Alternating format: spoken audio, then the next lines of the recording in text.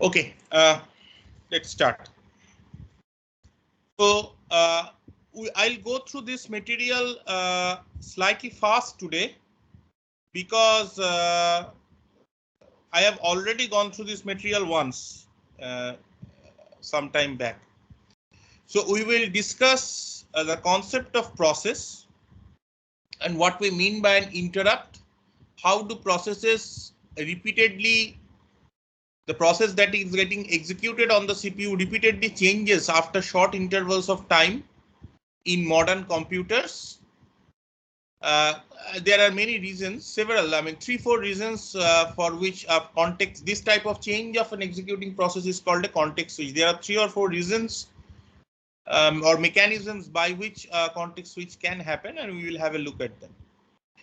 A process basically is a program in execution which has been loaded into memory, or at least pages or relevant to the, not all pages probably of the entire program binary, but the relevant pages have been loaded into memory and are currently either ready for execution or they are currently executing on the CPU.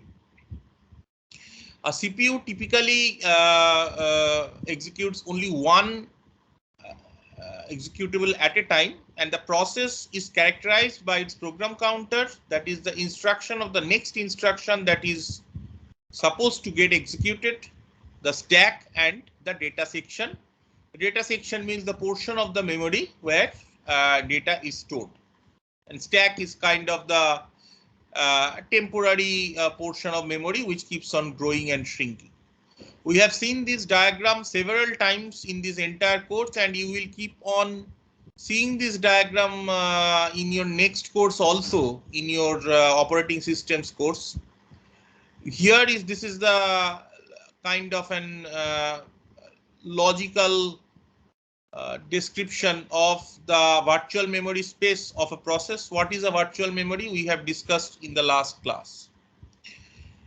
It starts from 0 and it goes up to a maximum value. The maximum virtual address space value depends on the number of address bits, and also there might be further restrictions.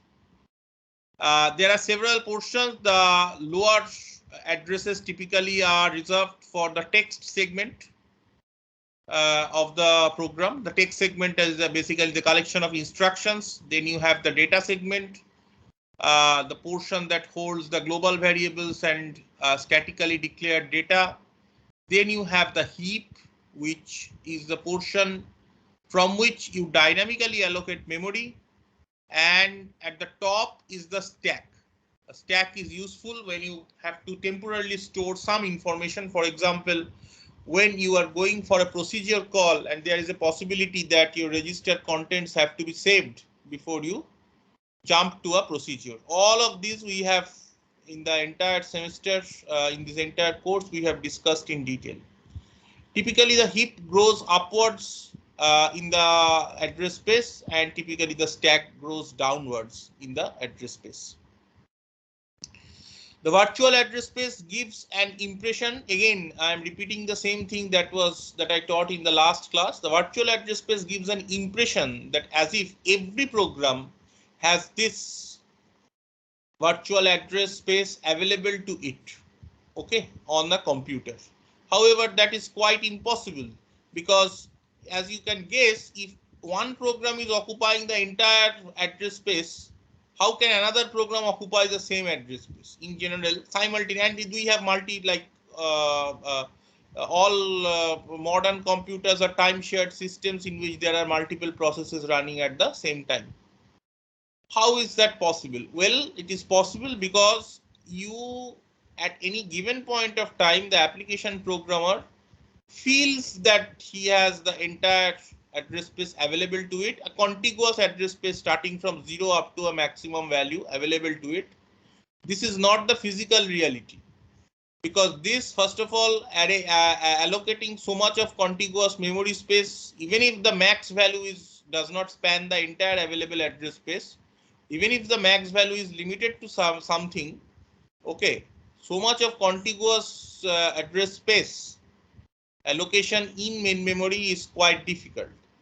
Okay, so typically the main memory allocation happens by virtual address to physical address translation, and then allocating the necessary pages into memory. These pages follow a fully associative placement scheme where any page or a chunk of uh, memory content, it can be either text or it can be data or anything, that can come from your non-volatile memory, which is typically hard disk, and it can come into main memory as and when required. From that it goes to the cache, etc. However, in this chapter we are not considering cache. We have considered cache is an on-chip resource, and basically if you want to understand virtual memory, it is most of the times it is sufficient if you consider the interaction between main memory and cache. Of course, there is this concept of TLB which we studied in the last class, which makes this address translation faster. Now, this is a very, very important diagram, and this diagram, even in the next course, you will be asked to kind of memorize, because this is one of the most common questions in Viva, the interviews, is that describe the process state diagram and draw it and explain it. A process state diagram, initially a process is in a new state, then it is admitted in a ready queue. These queues, ready queue, etc. Later on we will find something called IO queues. These are data structures which will be maintained by the operating system. Okay. A process is new means it has been relevant pages of it have been loaded into memory. Then it is admitted to the ready queue means it is ready to run when it is given the opportunity. However, if currently another process is running on the microprocessor, that process is in the running state. And so this process, which is at the front of the ready queue, remember, is a collection of processes, just like any other queue. Okay, that must wait till it is given the opportunity. Now the running process can interrupt it. Interrupted means the CPU by electrical means, it can receive a signal at particular pins telling the CPU that you must stop doing whatever you are doing currently. And the CPU receives these interrupts, analyzes it at the beginning of execution of every this interrupt mechanism is checking this interrupt. These are called interrupt lines of a CPU. These are dedicated pins on the CPU chip. This checking of the pin status and analyzing what caused the interrupt. Because there are other information also provided to the CPU along with the same.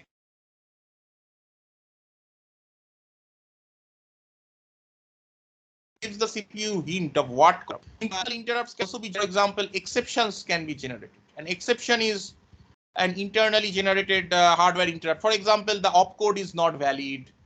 There was a divide by 0, etc. Okay. Anyways, either internally generated exceptions or external interrupts can come to the CPU. Before committing to the execution of an instruction, the CPU checks its interrupt request lines or certain dedicated pins. And if an interrupt is detected, the CPU first saves the current state of the currently executing process at particular locations of memory. And then, depending on the cause of the interrupt, then it consults a particular table, an array of addresses. Okay, where this we will come to it. There is particularly it basically jumps to a particular location which can take care of handling that type of interrupt.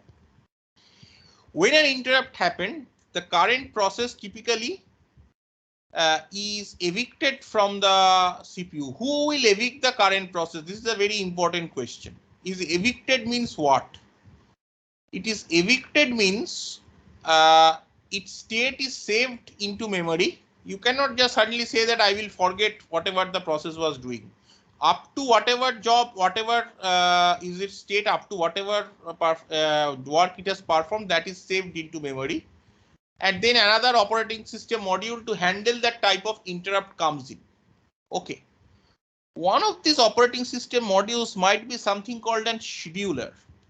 The scheduler gives certain amount of time to every process to run. When the time quantum or time slice expires, the scheduler mechanism is invoked via an interrupt process, which then decides what to do with which job to next decide. I mean, which job should run next.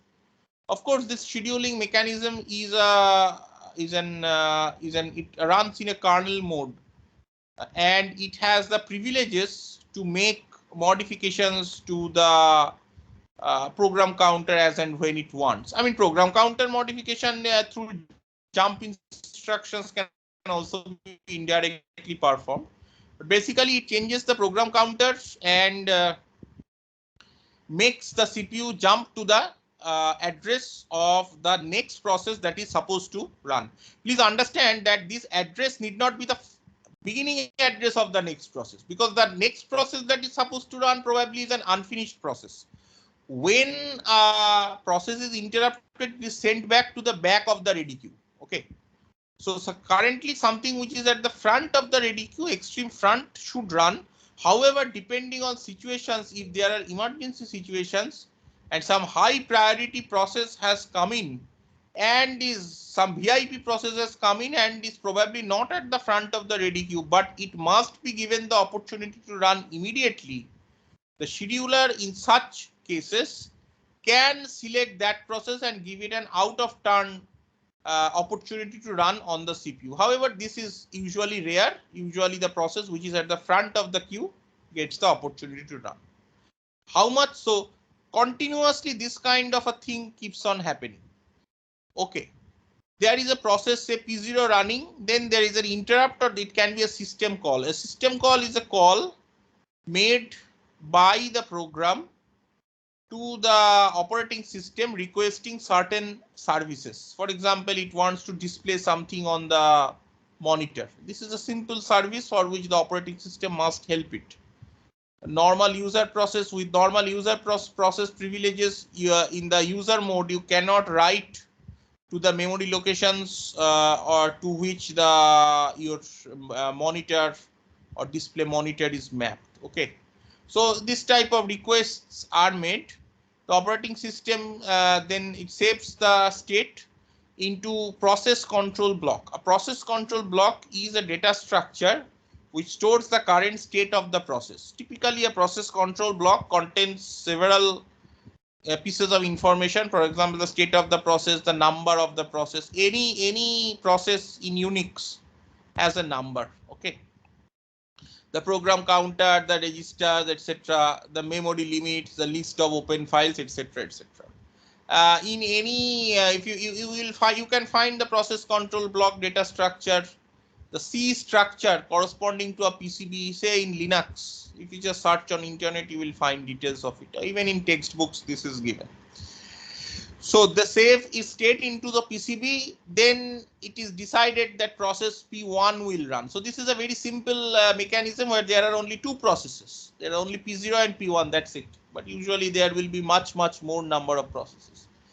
Then P1 is given the opportunity to run. Again, P1 executes for some time. Again, it is interrupted, and again the CPUs saves the state into the process control block, jumps to a kernel routine which can handle that type of interrupt, and that again maybe it is the scheduler. However, scheduling is not the, I mean, this end of time slice is not the only reason for which processes can be interrupted. There are other reasons also, as we will see. There are certain, you will notice that in this diagram, there are certain portions of the time where neither process P0 nor process P1 is run. And this is pure overhead. Okay. The change from an executing process from process P0 to process P1 back to process again P0, etc. Any change is called a context switch. So this context switch takes certain amount of time, and that is pure overhead that is not useful to the user as such. However, we kind of accept it because of all the other advantages that context switch gives us, that on one single CPU, you can run multiple processes on a time shared basis. Okay, all modern operating systems are time shared. Now, how does this time slice expiry business happens? If suppose the scheduler decides that I am going to give the next process about 10 milliseconds to run. After that, there must be a context switch. So the context switch time is typically kept much, it is arranged such that it is usually much smaller than the time quantum.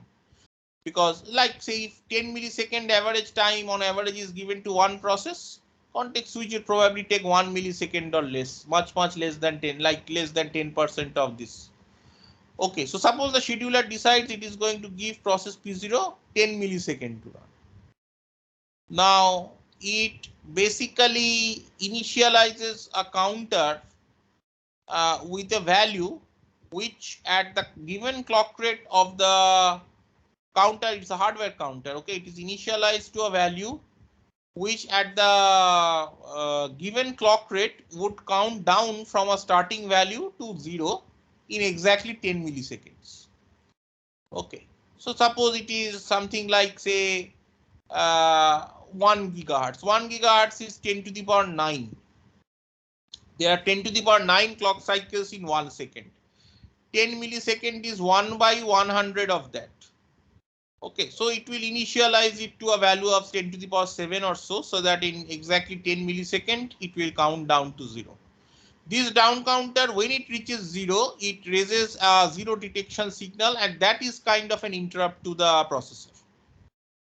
Okay, so it can send an interrupt to the processor saying that this time slice is over or this process is over.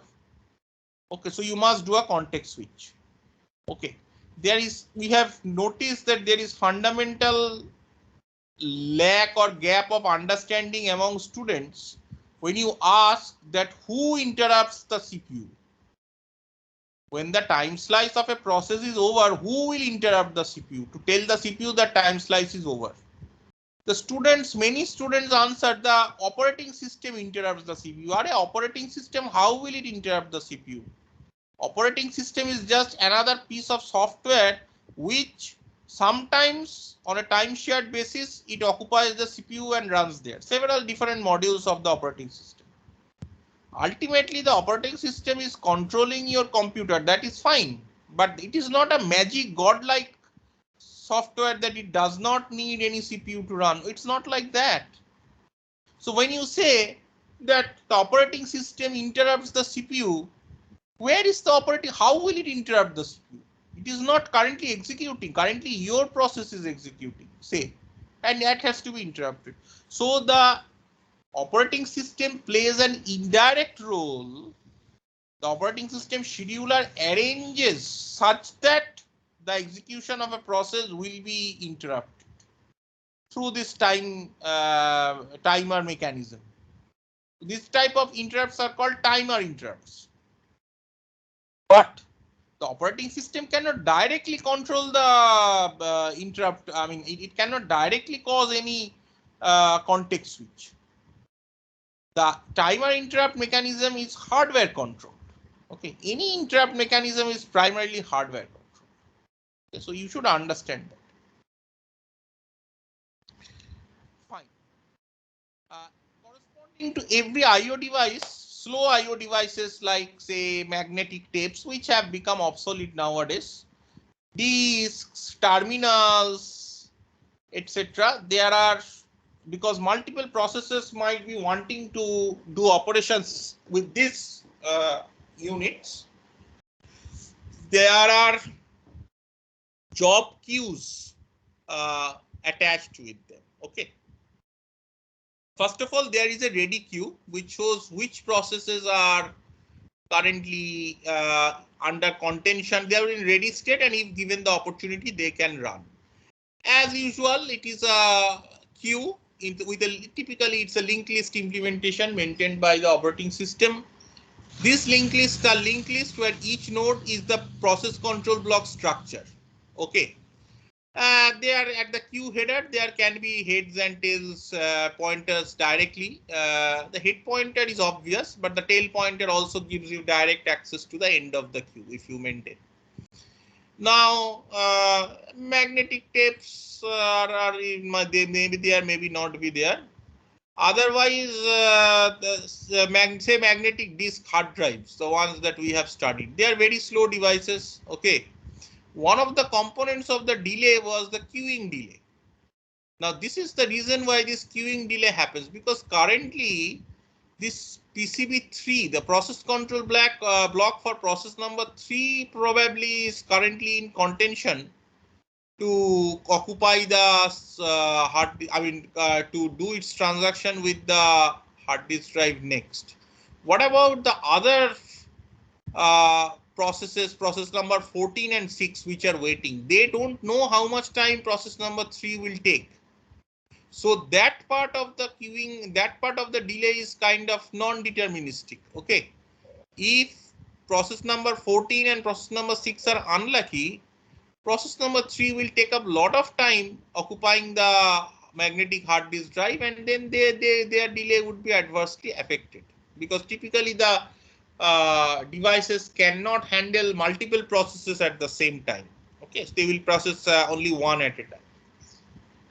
Similarly, there might be multiple processes wanting to display stuff on your monitor. Okay, but they have to wait, because currently the monitor is displaying something which had been written to certain memory locations from which its controller reads and displays on it. Okay, so currently some other process had done it. However, say process number 5 also wants to display something, it must wait in its proper queue. Okay, so relatively simple concept, but this shows why suddenly this queuing delay component of a hard disk type IO device happens, and this type of queues might be maintained for many other processes also. If this had not been in order, there would have been chaos. Let me give you an example. Suppose there is a printer, okay, in a large department, and this printer is being used by several faculty and several students, each of whom have account and access to this printer. All of them are firing their runs to the printer at the same time, asynchronously. Nobody has any coordination with the other. What will the printer do? Suppose the faculty is printing a 20-page paper. It will finish first that job, then it will go to the next job in the queue, then it will go to the next job in the queue, etc., etc. Otherwise, if it had tried to give shared access, this is a situation where queuing is necessary. Okay, ordering is necessary. Otherwise, if it had given access to first the teacher, then after some time the student, then again back to the faculty, then maybe to a staff, then maybe to another student, what would have happened? Can you imagine what would happen at the printing? Everybody's work would get mixed up basically, right? So you will get one page of the one paper, then another page of another paper, maybe something else like that. It doesn't make any sense. So that it doesn't work. These IO devices typically work in strict coordinated fashion in a first in first out type of operation. Okay, typically, and they maintain a queue structure. So the question is, so this how can a process that is there in the ready queue and then it is selected for execution by the scheduler mechanism get holds of the CPU, and then it is evicted. How it gets hold of the CPU, I will come. It is still not clear. How does the scheduler suddenly give access to that process that has been selected? I will come to it. But first, let us consider other possible ways by which a process can be evicted from the CPU. There can be an IO request in the process. For example, there can be a scanf function in the process, or there can be a printf function in the process. That printf and scanf function, how much time will it take to complete is not clear. Printf function is not clear because on your monitor there is a queue. corresponding to your terminal there is a queue. So the process might need to wait. So whenever, and its scanf function obviously depends on human interaction. So when it is going to happen, nobody knows. So the operating system does not waste time by keeping this type of, these are called like processes which are waiting for IO to keep occupying the CPU. It kind of sends out, evicts that process when automatically when an IO request happens, and sends it to an IO corresponding IO queue. When the IO operation has been done, the IO device, it kind of sends a signal to the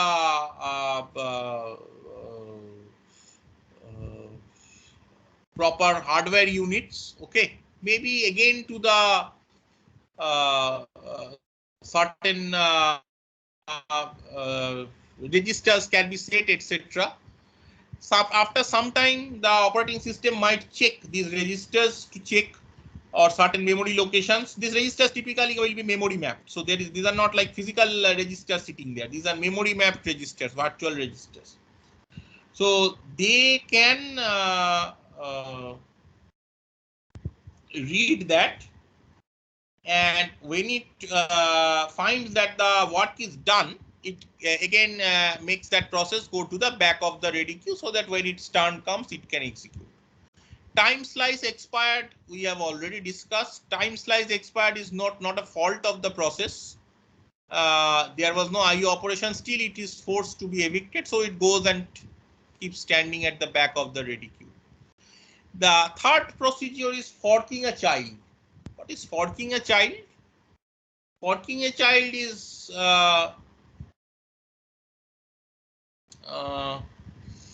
there is a process by which an process itself might give rise to another process. And that is, I will not go into the details of that mechanism. You will learn it in great detail in your operating system theory and lab courses next semester. This is a very important mechanism, happens all the time.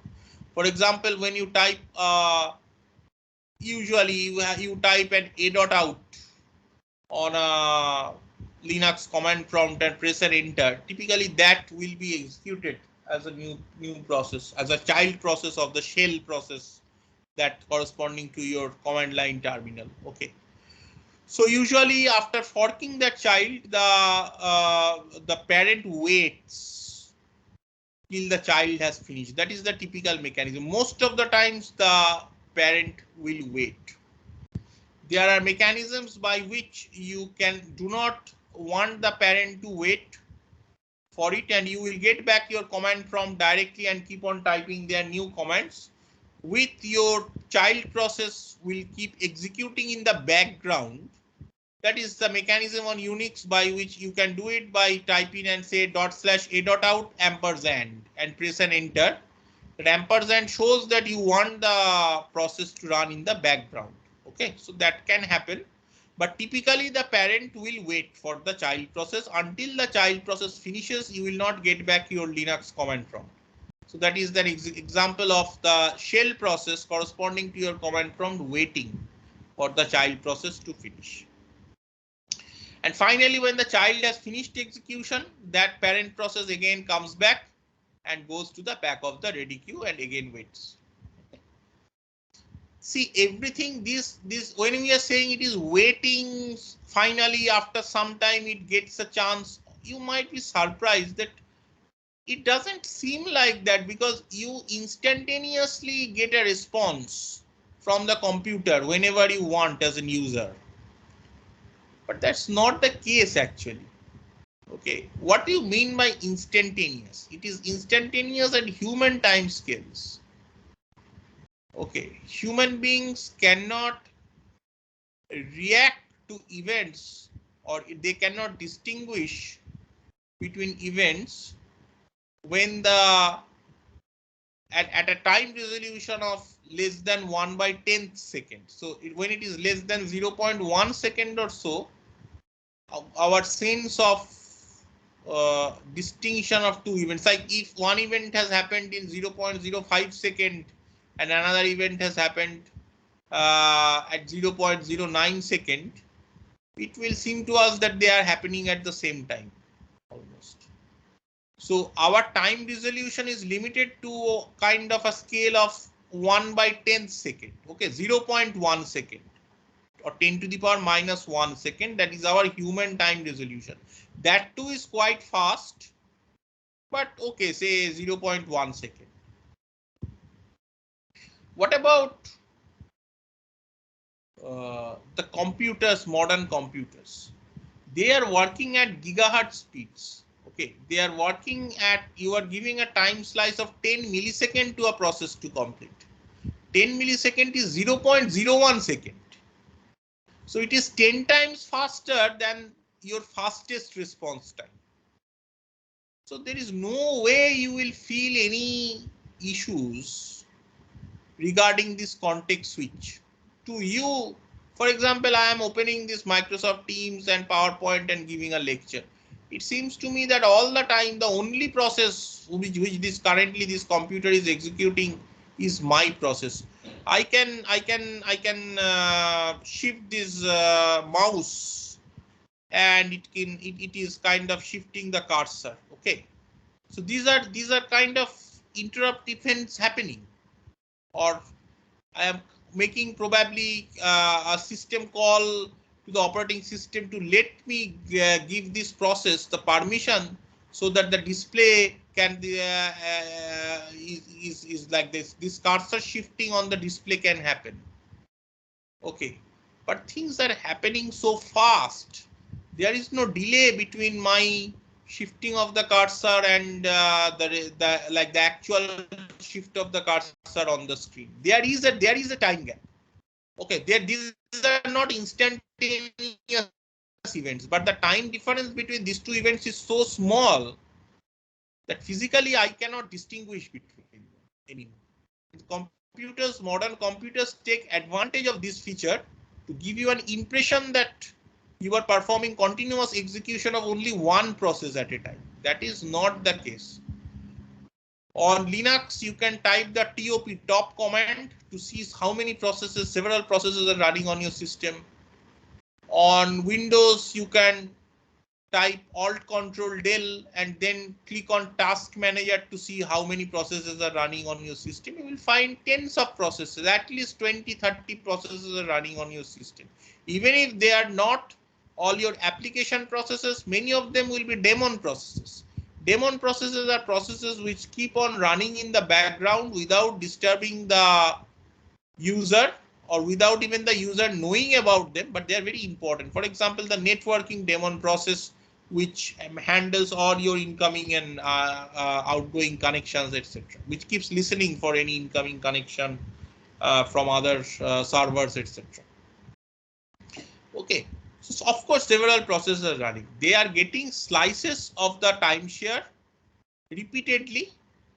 Okay, that's this, how much slice would a process get is controllable by the operating system.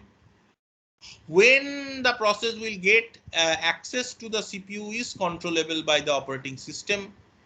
Okay, whether a process will at all get access to the CPU or it will be ignored, although it is there in the ready queue, it will be ignored. That can be controlled by the operating system. This is an extreme case. And one important thing, these gray boxes, IO request, time slice expired, then in IO queue, fork a child, wait for an interrupt. When these events happen, the process goes to a wait state. When the process goes to a wait state, the process is not even under current consideration to execute. Please understand the difference between a process in ready queue and the process which have undergone this type of events like an IO request or expiry of time slice. Expiry of time slice is different. The process immediately goes to the ready queue, but the others, the process goes to a wait state where it is currently not even under consideration to execute. Only the processes which are in the ready queue, they are under active consideration to be executed. This is the difference between processes in wait state and ready queue. Both of them are in memory, but the process which is in the ready queue has very low current priority of getting executed. It is not even under, I mean, there is zero consideration of it getting executed. Okay. So currently, say like our vaccination mechanism, okay. The priority is initially it was people above 60, senior citizens. Then it was above 45. Then it became adults to 45. Now maybe in near future it will cover the children, etc.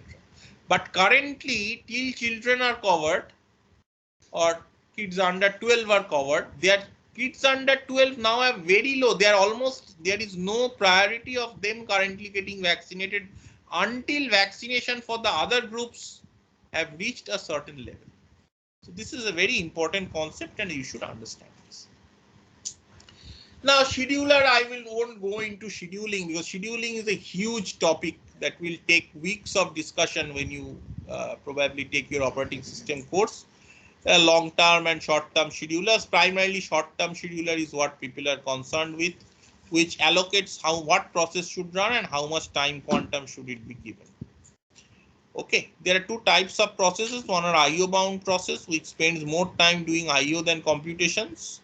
And there are some CPU bound processes, spends more time doing computations, but very long CPU bursts. Okay, so typically the type of soft like this power, like say and word processing software, like say MS Word or LibreOffice or presentation software. These are IO bound. When like this type of software become processes and execute, these are mostly IO bound. The computations they do are not that complicated, and even if they are complicated, they are done at extremely slow speed because the CPU, the human response is very, very slow. But they take, because everything depends on the human response, they are IO bound. Okay, and Microsoft Word document depends on its content, which is typed by a human being usually, which means it is continuously, it is depending on what the human, how the human being is interacting with it. So this is an IO bound process. Whereas if you are running a computational software which is performing a long computation, that's a CPU bound process. Not too much. Initially, you take some inputs from the user maybe, but after that, it is completely CPU bound. Fine. So let us now come to the concept of interrupts.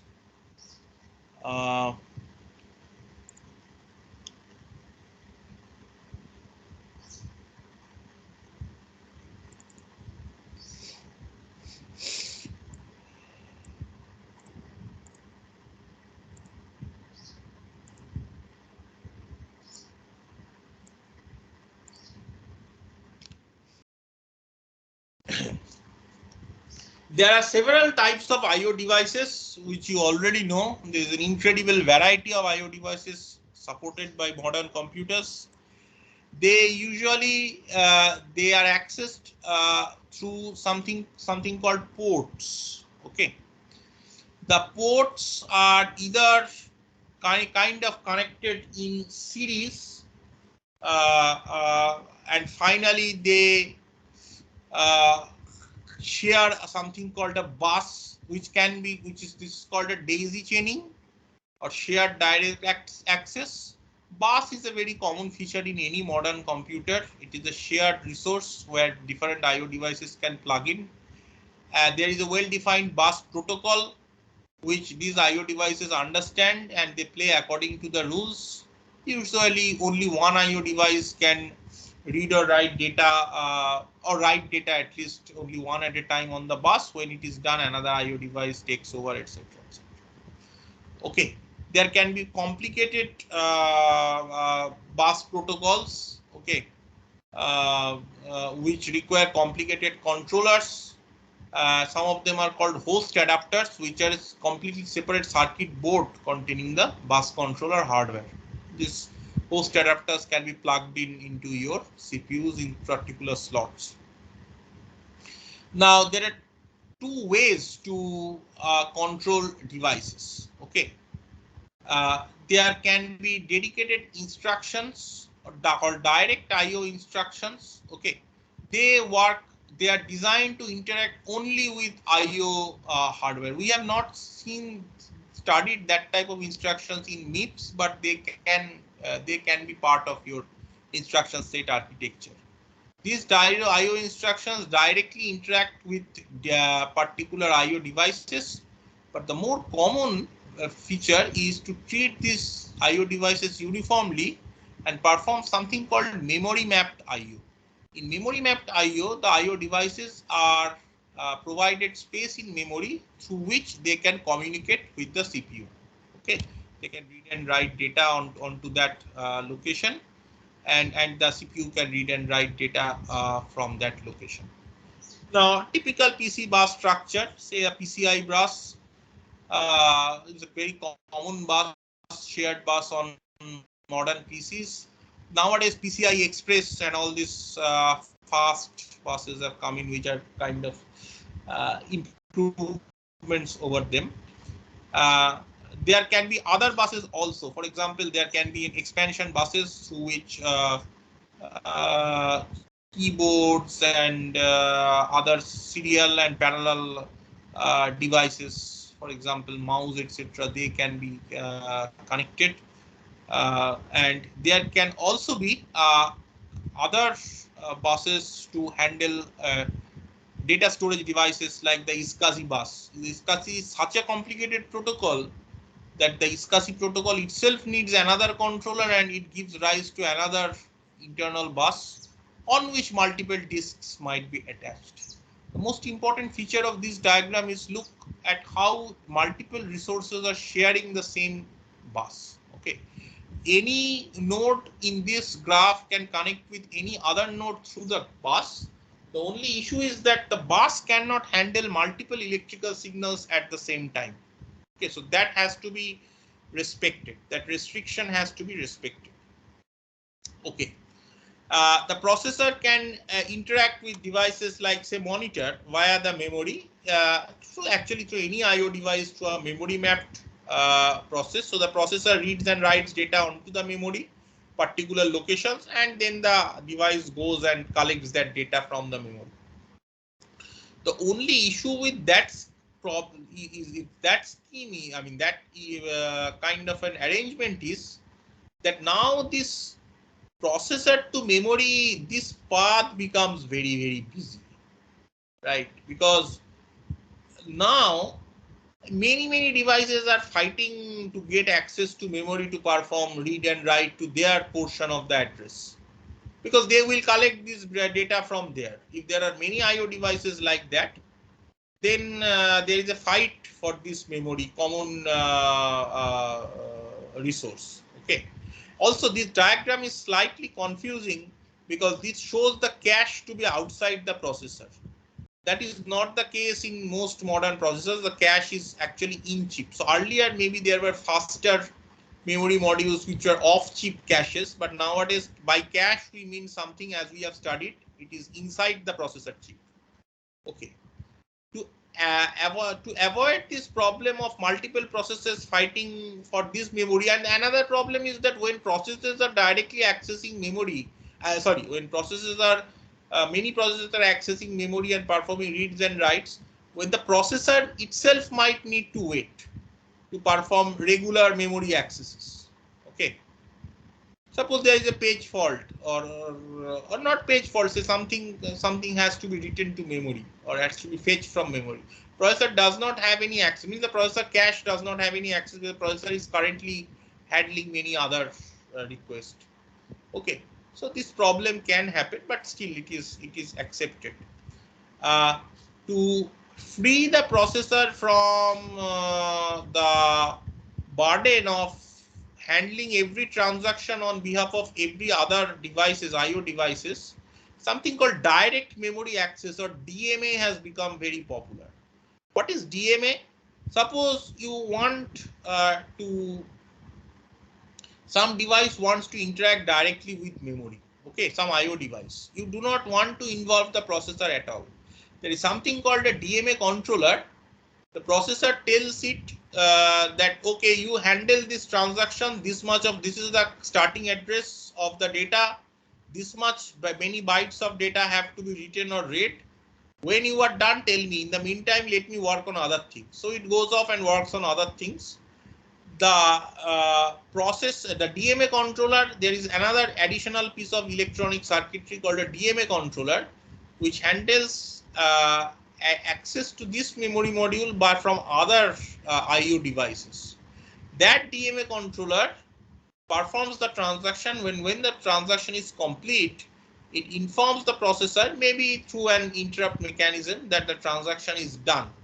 Okay, so the processor can come back and resume that process when the time comes.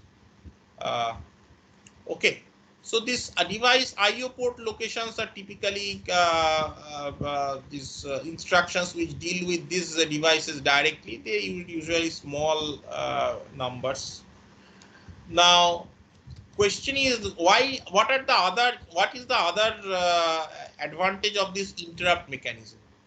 If you did not have an interrupt mechanism, you repeatedly need to poll, check the IO devices in series repeatedly, asking, do you need my service? Do you need my service?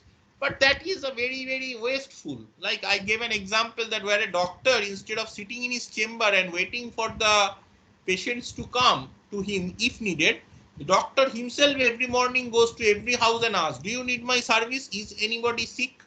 That's a very wasteful resource, because most of the time in a house there won't be anybody sick and the doctor's service won't be required. It will help more if the doctor remains in his chamber, and when his service is necessary, somebody comes to his chamber. Okay, the process of interrupt is exactly like this. Instead of polling, it only involves the CPU when needed. Okay, either processors or other devices.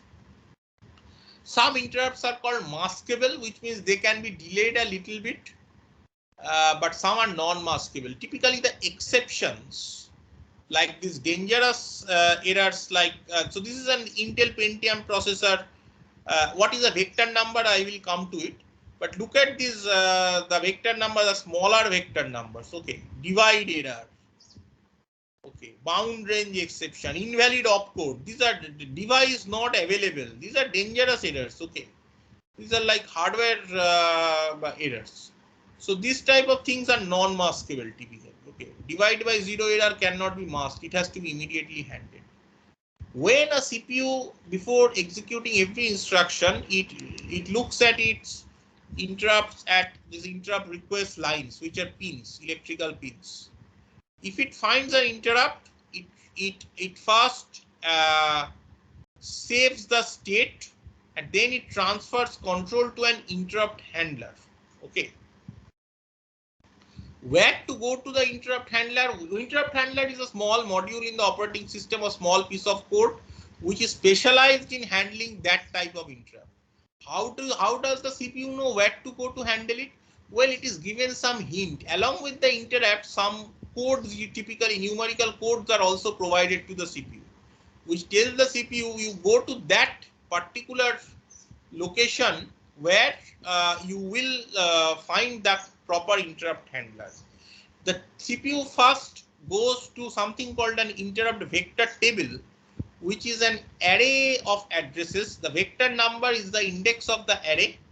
Using the small number that had been provided to the CPU, it indexes into a particular location. In, for example, if it had a, say, a page fault, okay, it will be provided as a hint the number 14, and it will use this index to, it knows where the interrupt vector table is. So there might be some register which will store the starting address of this table. This is a very important piece of information. It goes to index number 14, and this entry is the address of the operating system routine or the interrupt handler corresponding to a page fault. It will then jump to there, and that routine will do its job, handle the page fault, then again give back control to the operating system by setting the program counter value, and again to another process by setting the program counter value to whatever location is needed. This thing repeatedly keeps on happening every clock cycle. Okay. The CPU waits for an interrupt. If it detects an interrupt, it does something. But it happens so fast that we do not feel that our work is getting disturbed. Okay. So there's some more. So this concept of DMA has been explained here. Have a look at it. So any questions, students, about today's concept? Anything you want me to further clarify?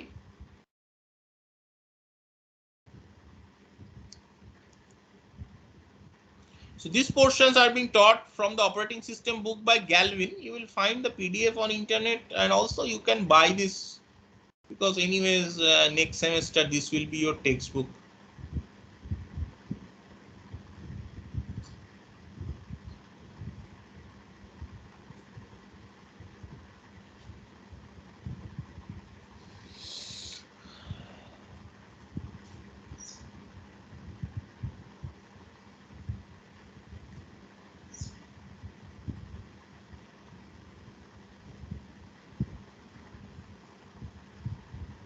Okay, so looks like there are no further questions. So if you have questions, send me emails.